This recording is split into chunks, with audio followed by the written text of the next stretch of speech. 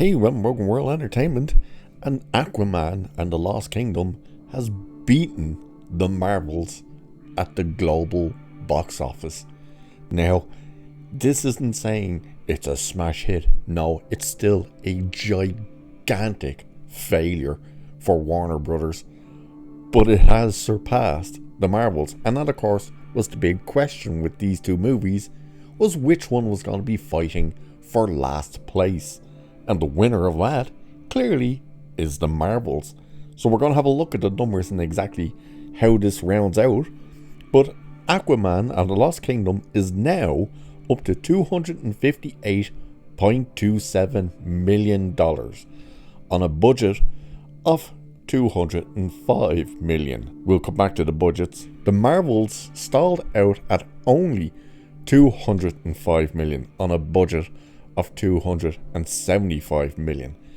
Now straight away we'll go back to the budgets. The $205 million budget for Aquaman, no, it's a hell of a lot higher than that. It's probably in the region of 300 because of the amount of reshoots and delays this thing had. Don't forget, this movie was supposed to come out when COVID happened. That's how long they've been sitting on this movie. As for the Marvels 275, no, it's more in the region of 300, possibly $320 million.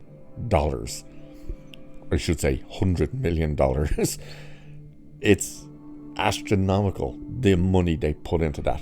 That 275 is what they got back in the tax from the UK, but they still had to invest more. So that number is wrong, as is the 205 for Aquaman. But both flicks actually have the same domestic box office, around $84 million. But it's the international audience that makes up the big difference. Aquaman 2 has a foreign box office of $173.6 million, while the Marvels bombed with $121 million. Aquaman 2 also got a boost from its China release with $33.7 million, while the Marvels only made half that with $15.2 million. That's quite the drop from one movie to the other. But wait till you hear this part. Aquaman 2 also only saw a 29.6% drop from week 1 to week 2. The Marvels, it's the worst performing superhero movie of all time, dropping a massive 78.1%. So Aquaman basically dropped 30%, the Marvels dropped 78%. And again, to try and say this makes Aquaman a success, no, it doesn't. I'm sure if they want to run on the whole narrative of the budget for Aquaman was only $205 million and now it stands at $258.27 million worldwide, you're gonna get those idiots and those idiot sites who start going, it's broken even. It hasn't. It's not even close to breaking even. The thing needs to make at least $600 million to break even, and it's not gonna come close to that. But it has beaten the Marvels and has done so in 2 weeks, 2 or 3 weeks, compared to the Marvels' entire run. That is shocking. But should we be that surprised? Maybe. That's because we knew this movie was doomed from the get-go. Nobody particularly was interested when they were told that Amber Heard was still going to be a part of it. Then all the constant shake-ups happening at not just Warner Brothers but at DC had people questioning it.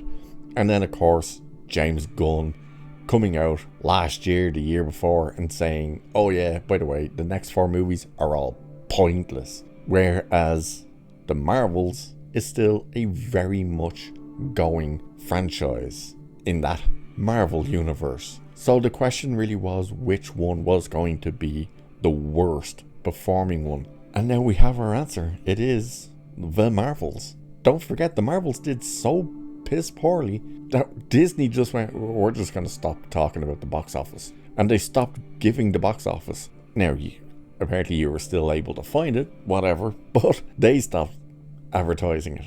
But there you go. It's the biggest flop in superhero movies. Aquaman somehow bet it. And Jason Momoa doesn't even take his shirt off for the girls in this one. Weird. But there you go. Aquaman, the winner of the worst movie.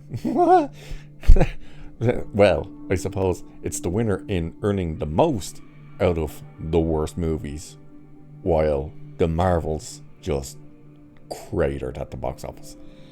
And with that, like, share, subscribe, all that good stuff. And I will catch you in the next one. Cheers.